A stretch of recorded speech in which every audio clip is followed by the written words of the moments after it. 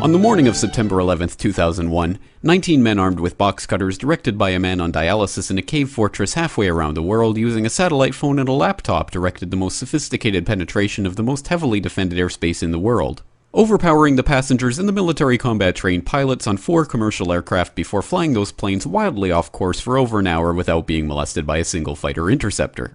These 19 hijackers, devout religious fundamentalists who like to drink alcohol, snort cocaine, and live with pink-haired strippers, managed to knock down 3 buildings with 2 planes in New York. While in Washington, a pilot who couldn't handle a single-engine Cessna was able to fly a 757 in an 8,000-foot descending 270-degree corkscrew turn to come exactly level with the ground, hitting the Pentagon in the Budget Analyst Office where DoD staffers were working on the mystery of the $2.3 trillion that Defense Secretary Donald Rumsfeld had announced missing from the Pentagon's coffers in a press conference the day before, on September 10th, 2001.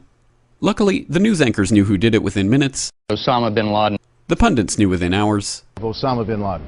The administration knew within the day. Terrorists who committed these acts and those who harbored them. And the evidence literally fell into the FBI's lap. That a hijacker's passport was found blocks from the World Trade Center crash site, if you can believe that. But for some reason, a bunch of crazy conspiracy theorists demanded an investigation into the greatest attack on American soil in history.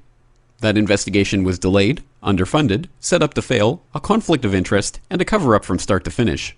It was based on testimony extracted through torture, the records of which were destroyed. It failed to mention the existence of WTC-7, Able Danger, P-TECH, Sibel Edmonds, OBL and the CIA, and the drills of hijacked aircraft being flown into buildings that were being simulated at the precise same time that those events were actually happening. It was lied to by the Pentagon, the CIA, the Bush administration, and as for Bush and Cheney, well, no one knows what they told it because they testified in secret, off the record, not under oath, and behind closed doors. It didn't bother to look at who funded the attacks because that question is ultimately of little practical significance. Still, the 9/11 Commission did brilliantly answering all of the questions the public had, except most of the victims' family members' questions, and pinned blame on all the people responsible, although no one so much as lost their job, determining the attacks were failure of imagination. Because Nobody in our government, at least, and I don't think the prior government that could envision flying airplanes into buildings. Except the Pentagon, FEMA, NORAD, and the NRO. The DIA destroyed 2.5 terabytes of data on Able Danger, but that's okay because it probably wasn't important. The SEC destroyed their records on the investigation into the insider trading before the attacks, but that's okay because destroying the records of the largest investigation in SEC history is just part of routine record keeping. NIST has classified the data that they used for their model of WTC-7's collapse, but that's okay because knowing how they made their model of the collapse would jeopardize public safety. The FBI has argued that all material related to their investigation of 9/11 should be kept secret from the public, but that's okay because the FBI probably has nothing to hide. This man never existed, nor is anything he had to say worthy of your attention, and if you say otherwise, you are a paranoid conspiracy theorist and deserve to be shunned by all of humanity. Likewise him, and her. And her, and her, and him. Osama bin Laden lived in a cave fortress in the hills of Afghanistan, but somehow got away. Then he was hiding out in Tora Bora, but somehow got away.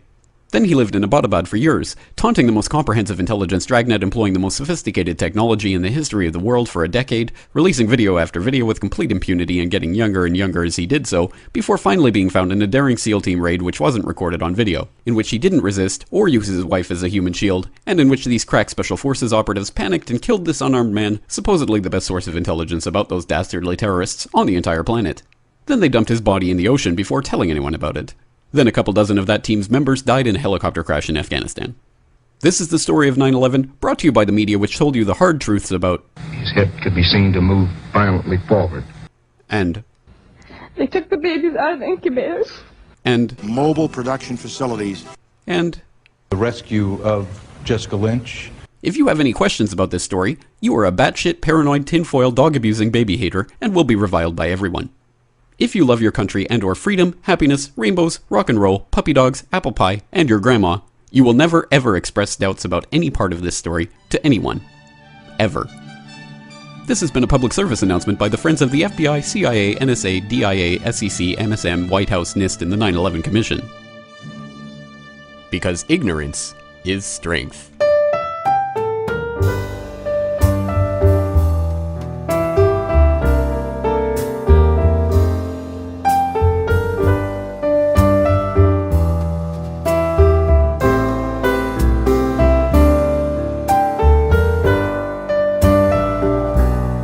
I I was the CIA director. We lied, we cheated, we stole. It was like we had entire training courses.